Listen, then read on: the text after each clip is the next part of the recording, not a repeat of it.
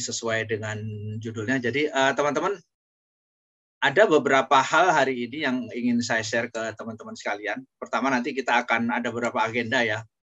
Pertama, nanti kita akan bicara tentang leadership program itu seperti apa sih. Kemudian kandidat yang dicari itu seperti apa. Kemudian untuk bisa masuk dalam kandidat itu apa sih yang perlu kita persiapkan sih. Terus kemudian yang berikutnya adalah showtime. Showtime itu maksud saya kita akan nanti cerita di mana sih pada saat pelaksanaan kita lakukan tes itu. Dan kemudian di ujungnya adalah nanti kita wrap up aja, apa sih hikmah apa sih dari semua rangkaian kegiatan dalam proses rekrutmen ketika kita ikuti program leadership. Teman-teman sekalian, kalau kita bicara program leadership, ini hampir di semua instansi atau di semua industri itu mereka punya program leadership seperti ini. Dalam artian, ini adalah satu program khusus yang memang disiapkan oleh perusahaan untuk merekrut orang-orang terpilih. Orang-orang pilihan yang memang itu sudah didesain oleh pihak human capital mereka.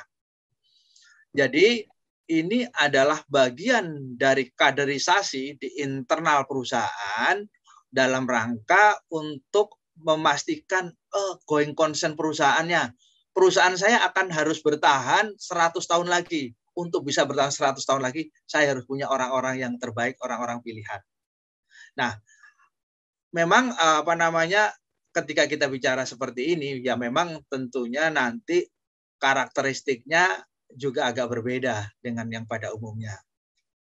Teman-teman sekalian, oke, kita lanjut dulu. Nah, kurang lebih kalau kita definisikan itu yang namanya program program leadership itu kurang lebih seperti ini ada. Seperti saya sampaikan tadi, bahwa ini adalah program pengembangan SDM di internal perusahaan untuk menjadi kader pemimpin dalam suatu instansi lembaga yang merupakan bagian dari dari perusahaan dalam meningkatkan daya saing mereka. Teman-teman sekalian, kalau dulu waktu zaman saya yang namanya program leadership itu yang namanya kalau saya calon tenaga pimpinan, karena dulu saya bekerja di Bank BUMN. Pada saat itu zaman Orde Baru gitu ya, masih model-model seperti itu. Jadi memang situasi untuk ikut program leadership memang prosesnya cukup panjang dan dengan dengan proses penyaringan yang begitu ketat, tapi nanti teman-teman pastikan ini adalah kalau saya nggak tahu ya, dulu perbankan itu menjadi idola. Nggak tahu sekarang apa masih jadi idola atau enggak dengan berkembangnya industri seperti sekarang ini. Tapi paling tidak untuk ketika Anda berada di program leadership, pastikan itu sesuatu yang sangat menjanjikan bagi masa depan Anda. Paling tidak begitu ya teman-teman. Karena saya dulu pun jadi mahasiswa nggak pernah kepikir ikut program seperti ini gitu loh. Ya program apa itu ya? Nanti mau jadi apa saya? Kita semua tentu belum tahu, teman-teman belum tahu. Tapi nanti setelah masuk, teman-teman akan tahu banyak. Ketika masuk dalam suatu industri, apapun industri itu, nanti baru ada pembelajarannya di dalam. Ini baru pintu gerbangnya, teman-teman sekalian. Baik. Karakteristik leadership seperti apa yang ada di susunan Lego ini, pasti leadership itu akan dihadapkan pada tantangan, motivasi, strategi, teamwork, vision, goal, dan manajemen. Intinya kita diharapkan menjadi orang-orang yang memang serba bisa dimanapun kita ditempatkan. Ya kalau kita bicara kayak tentara itu, kita adalah orang-orang yang direkrutnya melalui akademi militer lah. Kalau ada AMN, Akabri lah seperti itu. Jadi ini merupakan program khusus yang memang dipersiapkan oleh perusahaan untuk merekrut orang-orang terpilih. Tidak banyak orang yang dipilih di sini. Ini pengalaman ya, cerita pengalaman. Pada saat dulu waktu saya ikut di UNER itu, kandidat dari UNER sendiri internal itu pada saat itu ada sekitar 700-800 orang. Itu pun yang diambil, yang lolos terakhir hanya 7 orang. Pada saat itu. Rangkaian memang panjang, tapi memang penuh tantangan di sini. Dan memang setiap kali proses tes cukup menyita energi gitu teman-teman sekalian. Nah, teman-teman sekalian, di zaman sekarang ini, di masa sekarang ini, memang program leadership ini dari sisi prosesnya, perusahaan tidak akan melakukan itu secara sendiri, tapi biasanya sudah dibantu oleh para konsultan. Sekarang banyak konsultan-konsultan human capital yang memang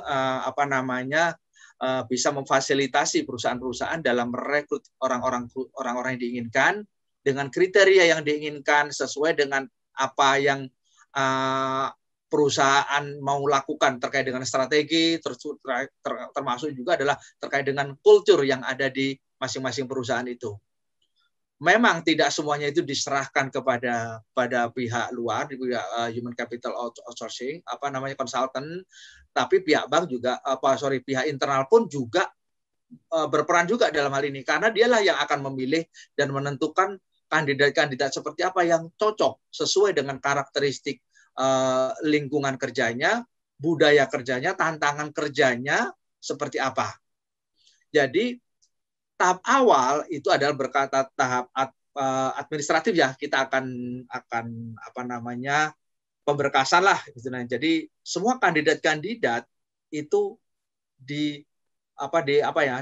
disaring dengan kondisi passing grade tertentu sesuai dengan karakteristik awal yang ditetapkan, mulai dari jurusan dia kuliah di apa, di mana, kemudian fakultas apa, indeks prestasinya gimana, terus aktivitas selama jadi mahasiswa itu seperti apa, terus kemudian punya pengalaman kerja atau tidak, terus kemudian ada hal-hal apa saja yang membuat seseorang ini atau kandidat ini layak untuk kemudian dipilih menjadi salah satu nominasi untuk diikutkan dalam satu proses assessment. Teman-teman sekalian, untuk kandidat luar biasa banyak memang. Kurang lebih seperti halnya seperti hari ini gitu. Yang tadi dapat informasi awal biasanya 300, kalau ini 1000. Seperti halnya seperti itu juga. Program ini luar biasa peminatnya. Ini berbeda dengan zaman dulu. Kenapa? Perkembangan teknologi sangat memungkinkan untuk ini. Untuk kita mendapatkan pilihan-pilihan kandidat-kandidat yang banyak dari berbagai macam universitas, dari bermacam-macam sekolah tinggi. Karena dengan adanya internet, dengan adanya kelompok-kelompok grup itu, informasi seperti ini sangat mudah didapat. Berbeda dengan zaman dulu. Zaman dulu kalaupun kita ingin tahu seperti itu, untuk internet waktu itu belum ada, ya kita harus rajin-rajin main ke kampus, lihat pengumuman ada apa di majalah dinding kampus itu, ada pengumuman apa, ada rekrutmen apa. Untuk pada saat itu kami yang di semester akhir ataupun mau lulus, dan setelah lulus itu seringnya ngumpul di daerah-daerah sekitar majalah dinding di situ untuk bisa dapatkan informasi. Sekarang cukup terbuka informasi seperti itu. Jadi teman-teman bisa bisa mengukur kira-kira saya layak nggak jadi kandidat dengan kriteria umum yang sudah disampaikan di dalam persyaratan yang disajikan di di media online gitu. Jadi itu teman-teman. Nah, kemudian di tahap berikutnya itu adalah setelah tahapan administratif itu terpenuhi, tahap berikutnya adalah assessment. Tidak ada batasan, misalkan di review kandidat itu yang jelas secara administratif awal lolos, tidak dibatasi berapa jumlahnya, gitu. Kalaupun memang yang biasanya sih yang daftar itu kemudian kita di ranking saja, dari situ kemudian dilakukan assessment. Nah, assessment tahap awal ini macam-macam, masing-masing institusi punya program atau strategi sendiri-sendiri terkait dengan proses rekrutmen di program ini. Ada yang diawali dengan tes potensi akademik, ada yang diawali dengan psikotes, ada yang juga misalkan diawali dengan semacam group discussion. Gitu. Berbeda-beda. Kalau pengalaman saya dulu pertama itu, kalau saya dulu tes potensi akademik dulu di Fakultas Ekonomi, kemudian dilanjutkan dengan psikotes, kemudian dilanjutkan lagi dengan group discussion. Jadi berbeda-beda. Beda lagi pada saat itu saya juga jalani tes di salah satu bank juga, bank pemerintah juga, pada saat itu juga berbeda juga proses tesnya. Jadi kurang lebih ini adalah tes tahap awal. Setelah tes tahap awal, kemudian teman-teman setelah lolos itu, kemudian ada tes berikutnya. Ini menyangkut tes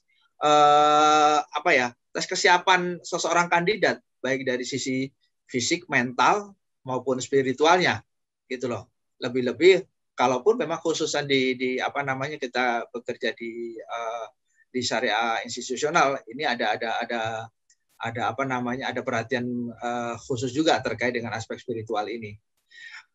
Teman-teman sekalian, tes ini kadang-kadang bisa menjadi faktor yang yang membuat proses di awal, misalkan kita udah lolos di proses yang penyaringan paling alot itu kan di depan, itu benar-benar sangat ketat di situ. Pada saat setelah lolos berikutnya berarti kan mungkin dari sisi rasio persaingan juga sudah semakin sedikit. Tapi di situ ada faktor lain kemudian akan menjadi ini juga faktor-faktor kayak kesehatan. Kadang-kadang di bank misalkan orang tidak boleh buta warna itu. Tapi kadang-kadang kita nggak tahu ternyata kita mengalami buta warna kalau kita memang tidak pernah tes. Jadi teman-teman tolong persiapkan ini dengan sebaik-baiknya menyangkut fisik, mental. Jadi untuk tes-tes yang sifatnya seperti ini, yang paling penting adalah kita harus selalu siap, selalu bugar, selalu jaga kesehatan, dan nggak aneh-aneh dengan gaya hidup kita. Nah, puncak dari ini semua adalah nanti di tahap akhir adalah ada wawancara. Wawancara itu nanti kita akan menghadapi pejabat pimpinan di level 1 tingkat di bawah direksi untuk di awal. Setelah itu kemudian akan naik di level terakhir nanti di final interview dengan board of director. Jadi inilah yang nanti akan menentukan kembali teman-teman apakah teman-teman layak menjadi kandidat pimpinan di suatu institusi atau kalau di dalam hal ini kita di bank ya, seperti itu. Nah, kemudian yang terakhir adalah ketika kita sudah lolos dari itu semua, nanti kita akan masuki program yang namanya nanti ada program klasikal. Jadi nanti kita akan diperkenalkan terhadap apa dan bagaimana tentang institusi atau perusahaan yang kita masuki itu. Termasuk nanti kita dijelaskan tentang teknis-teknis aktivitas di situ. Setelah itu nanti akan dilanjut lagi dengan program magang gitu. Ada aturan juga di kelas untuk ranking tertentu, misalkan 5 terbawah bisa jadi nggak diambil, artinya mereka nggak lolos. Jadi saringan itu tetap berlangsung terus dari awal sampai dengan terakhir. Ketika masuk kelas pun proses ini tetap dilakukan. Seleksi alam tetap berlanjut. Jadi siapa kemudian yang kuat, yang terbaik, dia akan bertahan. Karena memang khususnya untuk di dalam industri apapun, khususnya Anda sebagai kader pimpinan, memang tantangannya sangat berat. Jadi memang itu harus dilakukan karena memang terus terang teman-teman kompensasi yang dihasilkan pun juga sebanding gitu loh. Jadi teman-teman mulai bangun mimpi dari sekarang. Kalau Anda mau jadi pemimpin, bangun sejak sekarang. Dan Anda mau jadi apa, mulai bangun sejak sekarang. Karena ini tidak bisa terjadi dengan sendirinya. Dan itu nanti aktivitas teman-teman yang nanti akan bisa membawa teman-teman ke sana, tentunya seperti itu. Nanti kita akan lanjut di slide berikutnya. Baik. Nah, ini sekedar sharing data saja. Ini kebetulan data yang kemarin, ini data tidak merepresentasikan seluruh peserta, tapi kebetulan ini data kemarin dari apa yang saya assess. Saya ambil sampling kemarin dari semua assess di tempat yang kebetulan jadi bahan saya untuk lakukan assessment, kurang lebih hampir sekitar populasinya sekitar hampir 200-an lah. Gitu. Jadi teman-teman, 78% kandidat yang lolos seleksi dan untuk dilakukan asesmen awal itu ternyata memiliki pengalaman kerja. Sisanya yang 22% itu rata-rata fresh graduate. Dalam artian 78% di situ kontennya memang 50-50 antara yang masih kerja dan yang sudah berhenti bekerja. Kan memang ada juga yang teman-teman yang mungkin karena kontrak, bekerja secara kontrak dan sebagainya, itu komponen dari situ. Paling tidak di situ ada teman-teman yang sudah merasakan dunia kerja, itu 78%. Nah, kemudian indeks prestasi kumulatif rata-ratanya itu 3,5% rata-rata sekarang ini. Bukan berarti kemudian di bawah 3,5% nggak bisa, karena ini kan kita bicara rata-rata ya. Ada yang memang hampir 4 pun ada, gitu. Jadi ini kadernya kemudian kita rata-ratakan kurang lebih gambarannya seperti itu kemampuan akademik teman-teman kalau kita lihat dari sisi nilai yang dihasilkan. Nah, yang menarik lagi kemudian dari kandidat yang ada ini ternyata ya sebenarnya 50-50 sih antara ilmu sosial dan ilmu pasti. Artinya teman-teman kita yang di teknik kemudian di apa namanya kayak di kita mungkin di kimia, matematika, MIPA itu kesehatan masyarakat itu juga ada juga yang daftar. Jadi apa namanya potensi di luar ilmu sosial itu juga ada juga gitu. Hanya memang kebetulan kalau yang di sini karena memang bidangnya adalah bidang keuangan, memang masih dominan adalah teman-teman dari Fakultas Ekonomi, dari manajemen, kemudian dari akuntansi, itu cukup banyak. Dan termasuk dari ilmu studi pembangunan. Dengan strata mereka juga, ini variasi teman-teman sekalian, tidak hanya S1 tapi juga ada S2 juga yang memang ikut dalam program ini. Dan dari data itu juga, data sementara kemarin yang saya hadapi, itu 90% dari PTN. 90% dari PTN. Dan dari universitas-universitas itu, yang swasta pun juga tidak sembarang universitas swasta yang memang masuk dalam rumpun yang lolos. Ini bagian dari proses asesmen dokumen yang dilakukan oleh konsultan. Artinya mereka lah yang memeringkat mana-mana saja lembaga-lembaga yang memang alumninya layak untuk diikutsertakan dalam proses asesmen. Jadi ini adalah gambaran secara umum ketika kita bicara profil kandidat. Nah, terus kemudian seperti apa sih yang diinginkan itu? Institusi atau dalam hal ini kalau saya di perbankan, kita cari yang seperti apa sih modelnya? Kandidatnya itu profilnya seperti apa? Paling tidak ada 3 syarat utama yang diharapkan ini ada pada diri kandidat. Pertama adalah orang-orang yang memang punya percaya diri. Percaya diri itu dalam artian percaya diri bukan percaya diri yang yang berlebihan, yang terkesan sombong, tidak. Percaya diri dalam artian dia bisa menempatkan diri, bisa mengukur keberadaannya dia, itu yang tercermin nanti dalam proses komunikasi yang dilakukan. Orang itu akan terlihat seberapa jauh kepercayaan diri yang dia punya.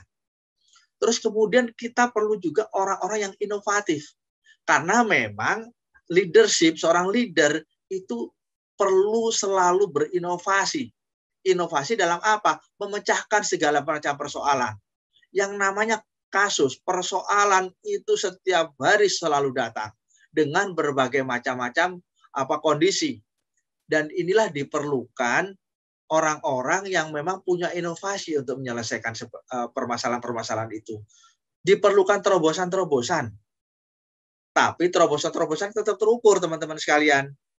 Jadi ini percaya diri disertai dengan inovatif, gitu loh. Inovatif dalam mencari jalan keluar terhadap permasalahan yang dihadapi. Termasuk juga menciptakan hal-hal baru yang sebelumnya ini belum ada ataupun sudah ada dan kemudian dibuat semakin memberikan nilai tambah bagi perusahaan. Yang ketiga, itu adalah orang-orang yang adaptif. Orang-orang adaptif adalah orang-orang yang siap berada di mana saja, dengan kondisi apapun, bertemu dengan siapapun, berada di wilayah manapun, dia harus siap. Termasuk juga dia harus siap ketika dia, enggak, saya maunya di bagian ini saja, karena saya suka di sini, karena itu passion saya di sini. Tidak seperti itu. Yang namanya leader, dia harus siap ada di mana saja. Karena sejak awal dia sudah dibekali dengan ilmu-ilmu yang mendasari untuk dia bisa bekerja di berbagai macam posisi, di berbagai macam tempat. Jadi orang itu memang harus adaptif. Gitu ya, adaptif terhadap lingkungannya. Banyak hal-hal yang sifatnya yang memang harus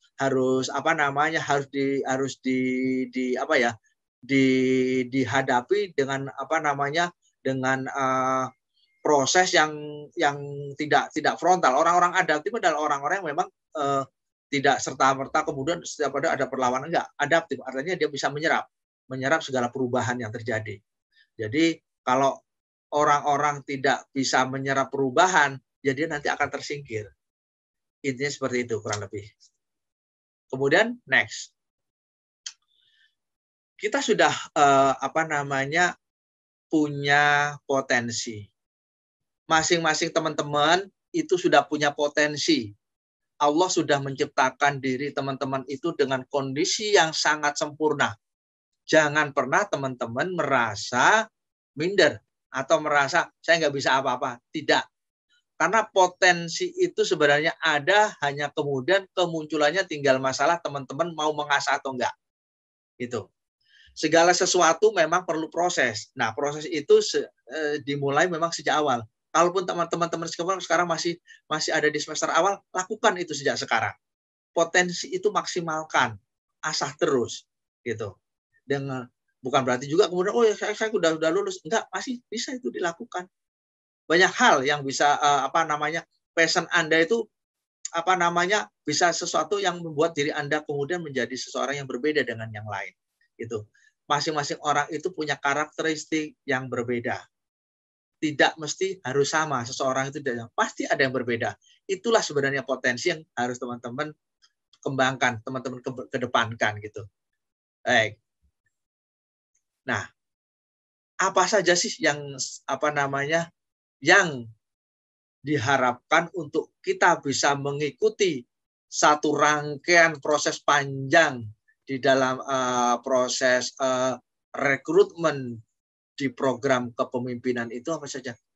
Satu, pertama kita harus punya satu penampilan. Penampilan itu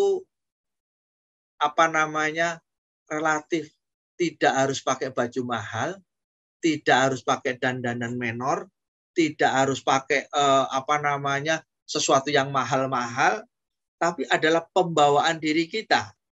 Artinya seseorang yang bisa membawa diri kita, paling tidak standar pertama adalah kita rapi gitu loh. Anda bisa membedakan orang rapi mana orang yang tidak rapi gitu. Jadi sopan santun itu akan terbawa nanti ketika teman-teman penampilannya itu terkombinasi dengan baik. Bajunya bagus, otomatis kita juga harus menjaga diri dari tampilan kita. Jadi kalau kita tampilan asal-asalan, bisa jadi itu kemudian nanti berpengaruh juga terhadap perilaku kita, menjadi kebablasan. Jadi nggak sopan santunnya lupa gitu. Jadi seperti itu. Jadi teman-teman ini merupakan hal pertama yang akan dilihat oleh pihak asesor.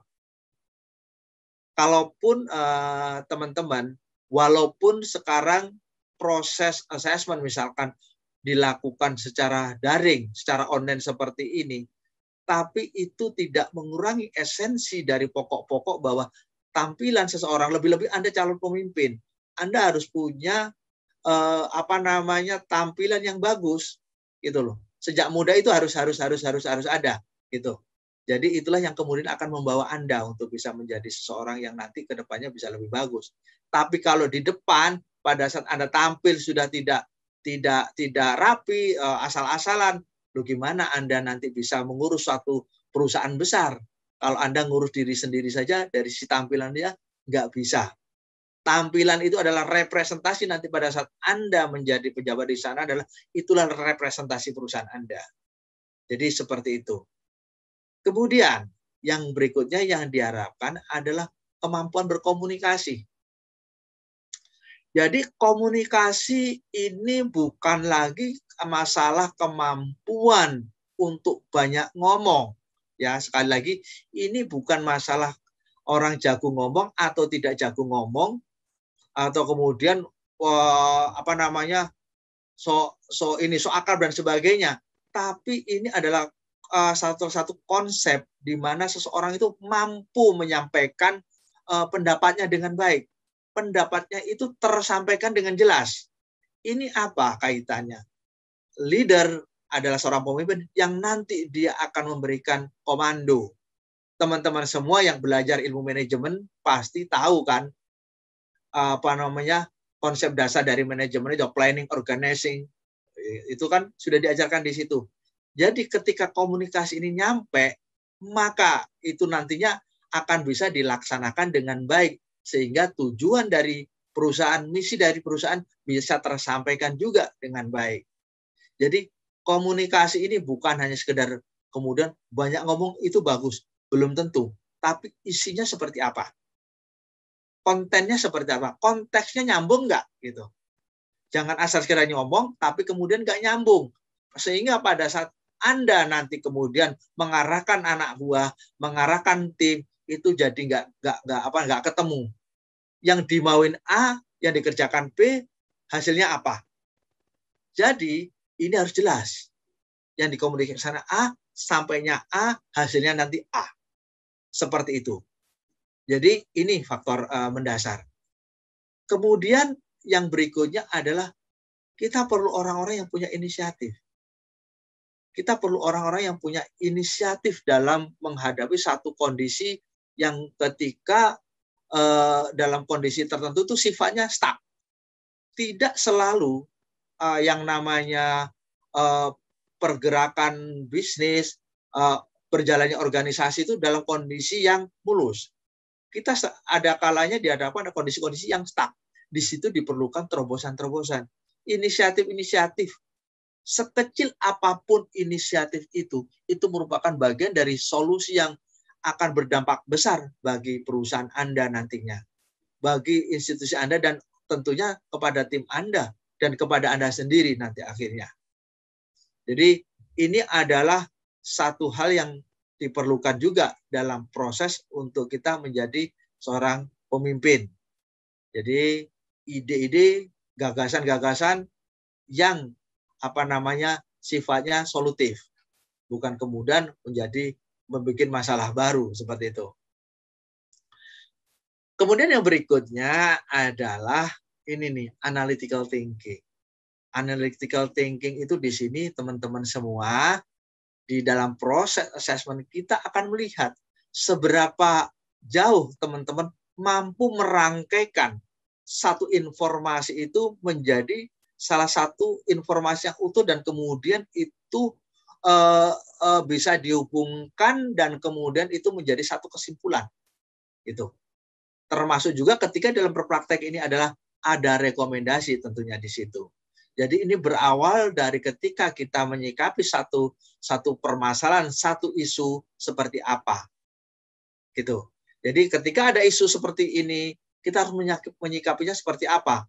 Oh, ada kondisi seperti ini, seperti apa sih faktor internal, eksternalnya seperti apa. Kita harus rangkai kemudian informasi-informasi itu sehingga bisa menjadi satu kesimpulan yang bisa kemudian kita rekomendasikan jalan keluarnya. Jadi itu yang tidak kalah penting terakhir ya kita tentu para assessor inginkan para kandidat itu punya knowledge yang bagus, punya pengalaman atau punya pengetahuan tentang banyak hal. Teman-teman sekalian, kalau Anda bekerja misalkan sekarang di perbankan saya, di perbankan ilmu yang ada bukan hanya ilmu ekonomi. Yang dulu misalkan saya belajar akuntansi, tidak hanya akuntansi, banyak ilmu. Ketika Anda menjadi misalkan seorang analis, seorang account officer yang menganalisa pembiayaan atau kredit, Anda harus tahu banyak hal karena industri itu bermacam-macam. Kalau industri itu tentang misalkan industri manufaktur, Anda juga harus tahu ilmu tentang manufaktur. Kalau Anda bicara tentang kebun, Anda harus tahu ilmu tentang perkebunan. Gitu. Termasuk juga Anda dulu bukan orang hukum, tapi Anda harus tahu juga ilmu-ilmu hukum. Jadi teman-teman sekalian, teman-teman, sedikit apapun informasi atau pengetahuan itu jadikan pelajaran penting. Karena kita tidak tahu kapan itu akan kita gunakan. Jadi kalaupun teman-teman sekarang diajarkan ada mata kuliah yang mungkin sekarang nggak menarik, ya nggak menarik, mungkin mata kuliahnya menjemukan atau mungkin dosennya kurang asik gitu, ya ikutin saja. Karena yang namanya ilmu suatu saat akan bermanfaat. Kalau dulu saya awal-awal kuliah dapat pengantar sosiologi, antropologi gitu. Ini maksudnya apa? Gunanya apa? Nah, pada saat bekerja atau setelah kita kemudian turun ke lapangan, setelah lulus, ilmu itu ada manfaatnya ketika kemudian kita harus masuk ke masyarakat. Karakteristik masyarakat itu seperti apa? Kita belajar tentang budaya dan sebagainya.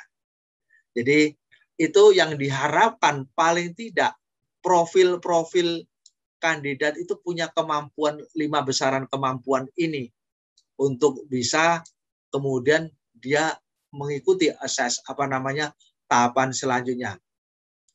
Teman-teman sekalian, sekedar saran, kalau memang teman-teman sekarang masih cukup muda, gunakan waktu Anda banyak untuk ikut berkegiatan organisasi di kampus, baik itu intrakampus maupun ekstra kampus. Ini sangat bermanfaat, sangat penting bagi bagi teman-teman sendiri, karena biasanya teman-teman yang ikut aktif dalam kegiatan-kegiatan kemahasiswaan baik intra pun ekstra itu biasanya berbeda dengan yang lain. Berbeda dengan lain, baik itu dari sisi dari sisi komunikasi, inisiatif, itu banyak. Kenapa? Teman-teman ketika kita ada di dalam satu organisasi, kita biasanya sering berdiskusi, sering bertukar pikiran, sering berhadapan dengan permasalahan-permasalahan. Itulah yang kemudian akan mengasah teman-teman sekalian. Jadi ketika ada waktu masih cukup, manfaatkan itu sebaik-baiknya untuk berorganisasi. Ada banyak ilmu di sana, di organisasi itu. Karena itu loh nanti akan bermanfaat bagi teman-teman sekalian pada saat nanti setelah lulus, pada saat nanti memasuki dunia yang sebenarnya. Pengalaman organisasi ini sangat besar artinya. Nah, kemudian ini nih saatnya pada saat kita lakukan proses assessment. Dalam proses assessment, teman-teman itu bukan hanya jalan saja, kemudian besok tes apa? Udah jalan ikut. Teman-teman, proses assessment pada saat sekarang dilakukan secara daring, online maupun offline, pada prinsipnya adalah sama, teman-teman. Jadi, teman-teman, ketika Anda kemudian dilakukan assess oleh asesor secara online, tolong prinsip-prinsip yang di depan tadi itu diterapkan. Gitu loh. Jadi, yang jelas memang tetap harus fokus dengan topik atau assessment yang sedang dilakukan. Anda harus persiapkan itu sejak awal dengan berbekal dari kemampuan Anda yang di depan tadi. Terus kemudian jadilah diri Anda. Ketika Anda kemudian ada proses misalkan berdiskusi, jangan mudah terpengaruh gitu. Jangan mudah terpengaruh. Jadilah apa yang sudah Anda punyai, Anda sampaikan itu lebih orisinil dan itu bisa lebih kelihatan. Oh, anak ini punya kemampuan seperti ini. Oh, ini dia orisinil idenya. Gitu. Dan yang berikutnya ketiga adalah harus proses ini perlu waktu yang sangat bisa cepat, bisa panjang. Ketika panjang, Anda harus sabar dengan proses proses assessment-nya ini. Tapi begitu cepat, Anda harus menjadi sprinter. Ketika itu panjang, Anda harus jadi pelari maraton. Tapi ketika itu cepat, Anda harus itu. Jadi ini yang harus teman-teman persiapkan. Jangan lengah sedikit pun karena informasi bisa berubah. Ini merupakan bagian dari hal yang harus Anda cermati sejak sekarang. Belajar dari yang kecil-kecil, misalkan jangan sampai kuliah ada jadwal yang berubah, kita nggak tahu. Itu hal-hal yang kecil gitu. Itu seperti itu. Itu merupakan bagian yang nanti akan membentuk Anda ke depan. Terus yang terakhir, ya kembali lagi, doa adalah penopang dari apa yang sudah Anda lakukan semuanya.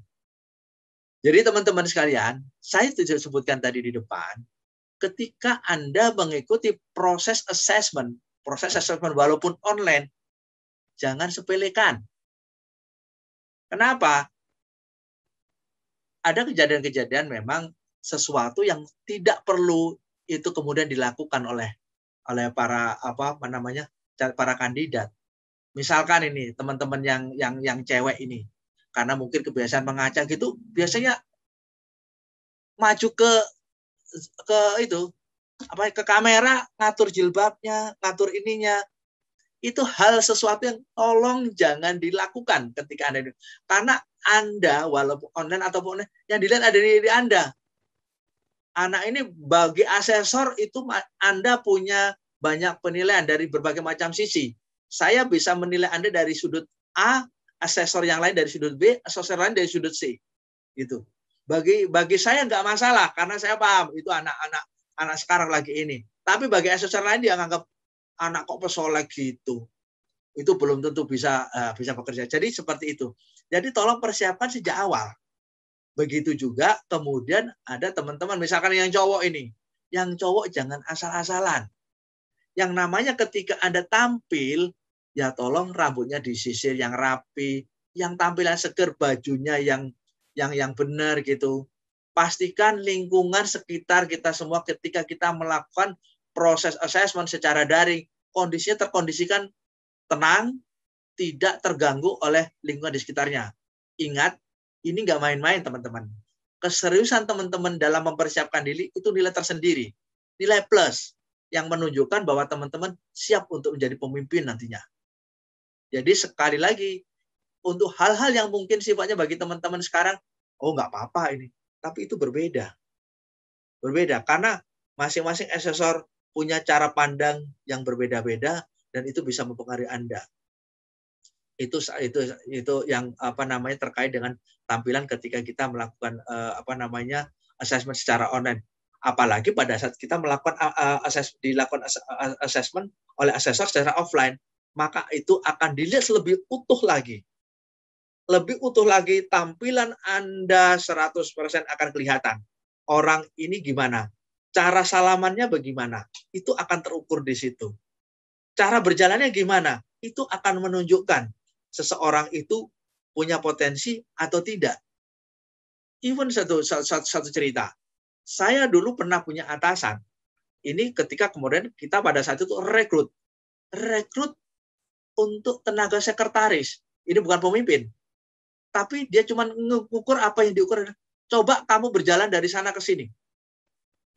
Dia cuma hitung itu saja. Kemudian, kenapa kok begitu, Bu? Saya bilang begitu. Saya hanya ingin pastikan anak ini tanggap, sigap, atau enggak. Karena dia sekretaris. Dia harus sigap. Dia ukur kecepatan waktu, kecepatan jalannya seseorang itu. Hal-hal seperti ini, teman-teman sekalian. Yang mungkin bagi seseorang dianggap biasa, tapi bagi seorang lain, bagi asesor itu luar biasa. Masing-masing asesor punya cara ukur yang berbeda-beda. Gitu, untuk mengetahui seseorang ini bagaimana, kandidat ini bagaimana, gitu. Nanti suatu saat ketika teman-teman nanti ada di zona itu, Anda dengan pengalaman Anda akan tahu karakteristik seperti itu. Jadi teman-teman, makanya sejak sekarang tolong persiapkan, tolong biasakan dengan hal-hal yang baik. Persiapkan diri Anda dari hal-hal yang kecil, karena itu nanti akan mempengaruhi keberadaan Anda pada saat Anda memasuki dunia kerja. Tidak hanya ini dari sisi rekrut untuk tenaga pimpinan, di hal apapun itu penting sekali. Jadi kemudian itu. Jadi teman-teman kembali lagi persiapkan untuk dari hal yang kecil karena Anda sedang menuju sesuatu yang besar. Jadi kemudian juga begitu. Ketika misalkan ada fokus diskusi grup, Anda jangan terpengaruh dengan pendapat orang lain. Teman-teman nggak usah pernah takut. UNER nggak kalah loh dengan universitas besar yang lain yang sekarang ini, yang dulu katanya itu hebat, gitu loh. Saya cukup bangga sebagai alumni UNER. Saya bisa melihat adik-adik saya banyak juga gitu. Oke, kalau begitu artinya kami bisa diadu sekarang. UNER bukan lagi jago di timur, kita sudah harus bisa jago di mana-mana gitu. Yang namanya sekarang UNER hebat, ya kita harus hebat gitu teman-teman sekalian. Jadi nggak ada bedanya teman-teman. Kita lakukan assessment terhadap tempat-tempat teman-teman dari alumni universitas yang katanya hebat-hebat itu, ternyata nggak juga. Banyak hal yang saya lihat nggak seperti yang yang selama ini diceritakan. Kemudian juga hebat kok. Adik-adik saya juga sudah hebat. Hanya satu yang paling banyak terjadi di teman-teman yang di UNER, terus terang saya ngomong saja, Anda masih banyak yang minder. Anda masih banyak minder ketika Anda harus misalkan berhadapan dengan kandidat-kandidat itu dari tempat-tempat lain. Jangan pernah pikirkan itu dia dari mana. Jalan saja gitu. Karena dengan begitu Anda sudah terpotong 1 poin duluan di depan gitu. Jangan. Anda ketika melakukan itu jangan lihat itu dari mana. Anggap saja, makanya tadi pengalaman ketika berorganisasi itu nanti di situ akan bermanfaat. Kita tidak akan pernah memandang orang itu dari mana, ya, asalnya dari ilmu apa. Jalankan saja, karena Anda sebenarnya punya potensi untuk itu. Nah, ketika dalam proses diskusi, jangan sekali-sekali Anda kemudian sangat mendominasi tanpa jelas arah tujuan pembicaraannya. Gitu.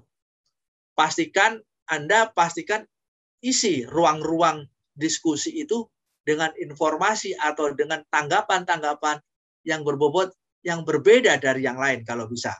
Artinya, yang namanya kemampuan berkomunikasi itu adalah selain kemampuan Anda menyampaikan gagasan, adalah kemampuan dalam mendengar. Tolong dengarkan teman-teman Anda ketika menyampaikan pendapat. Dari situlah nanti sebenarnya Anda juga akan dapat ide baru sebenarnya. Ketika dalam kondisi stuck, yang namanya satu diskusi, apalagi Anda belum pernah ketemu misalkan dari bermacam-macam tempat, kenal aja mungkin belum ya, baru dalam satu ini. Ketika akan ada kondisi stuck, Anda harus berani berinisiasi. Itulah penting inisiatif. Itulah sekali lagi saya tahu pengalaman organisasi sangat besar artinya. Ketika Anda bisa menghadapi situasi itu, Anda tampil menjadi penengah atau menjadi fasilitator. Yang itulah salah satu poin Anda adalah inisiator, Anda orang punya inisiatif untuk bisa menggerakkan situasi yang sedang stuck. Poin tersendiri di luar ide dari topik bahasan yang sedang dilakukan. Jadi banyak hal teman-teman yang perlu terus kita bangun dari diri kita. Jangan pernah sekali-sekali Anda lewatkan ketika ada proses misalkan interview ataupun Anda harus ngomong, sampaikan itu ide gagasan Anda. Ada satu hal kemarin, ada satu yang kemudian membuat saya agak ini adalah, loh kok ada ya adik saya kok. Kenapa kalau saya mau bilang itu ngomong, nggak ngomong. Speak up please, ngomonglah. Karena Anda punya bahan, Anda punya bekal ilmu. Menghadapi situasi ini, tolong kaitkan dengan ilmu Anda. Bisa kok dikait-kaitkan gitu. Gitu loh teman-teman sekalian.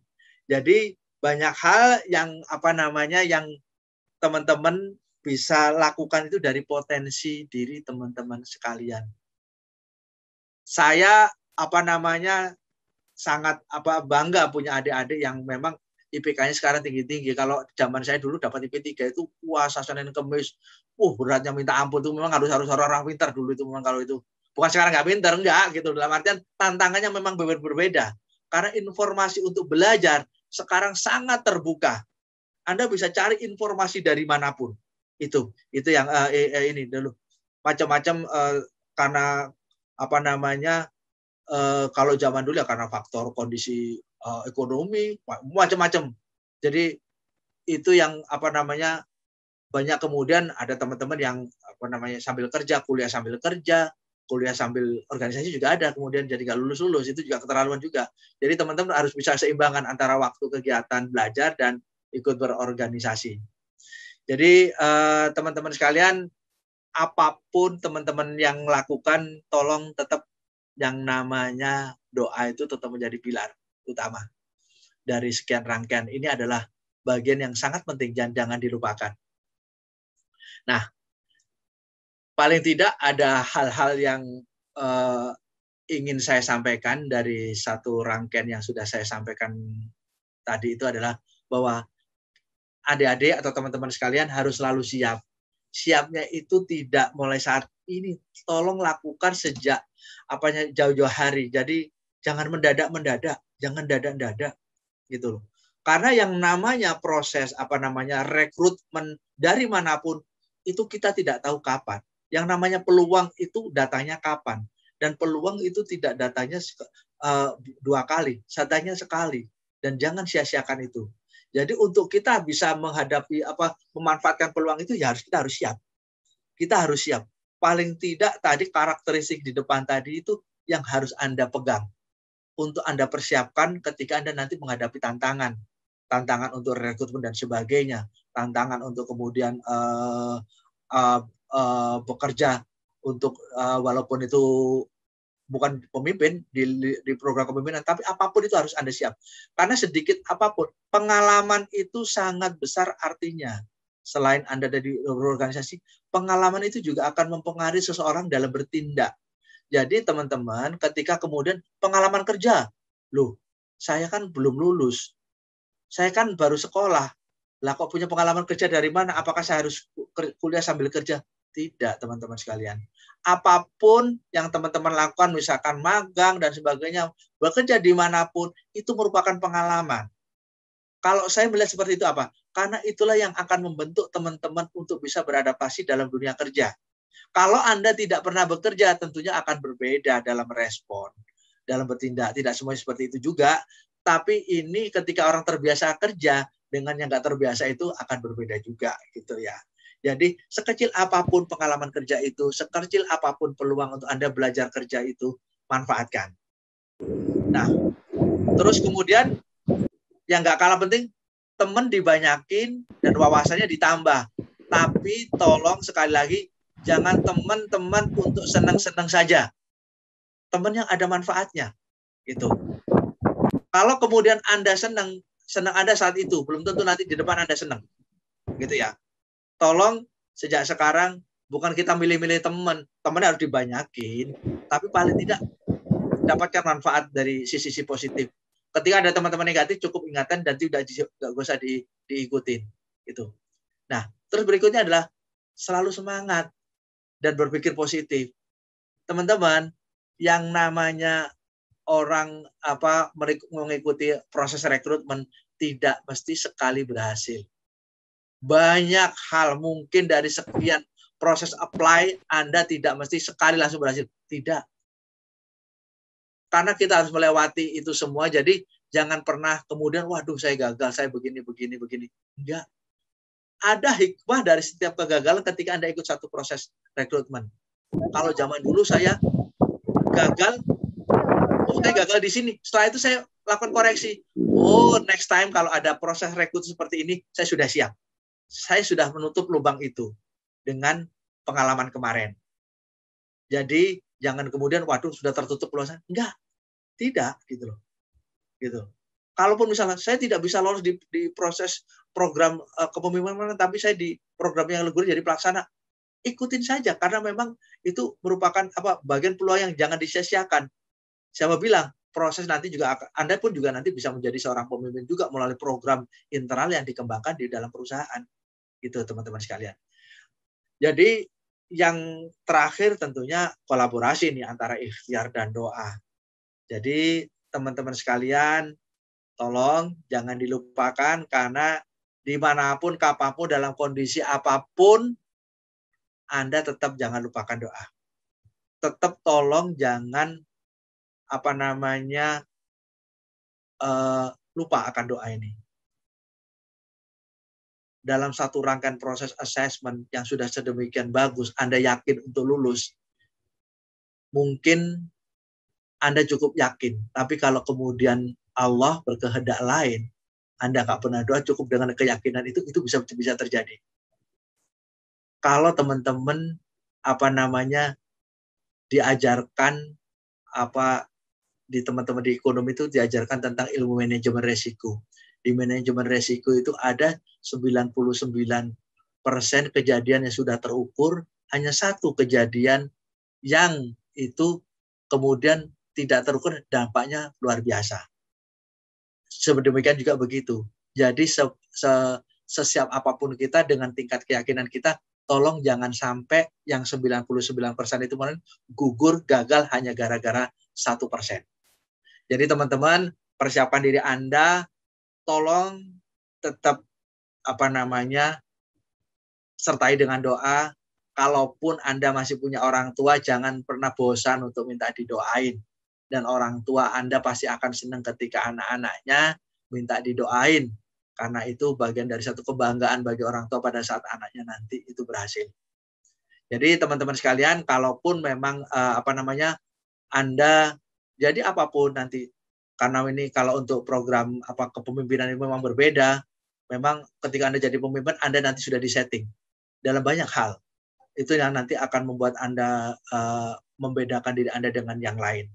Jadi sekali lagi teman-teman, tetap semangat, ada peluang, manfaatkan. Jadi tolong tetap ikutin apa saja sebagaimana sharing ilmu. Dengan zaman sekarang yang sudah cukup teknologi yang cukup maju itu, untuk media informasi yang cukup terbuka dan banyak, tolong manfaatkan sebaik-baiknya informasi itu. Jadi kira-kira itu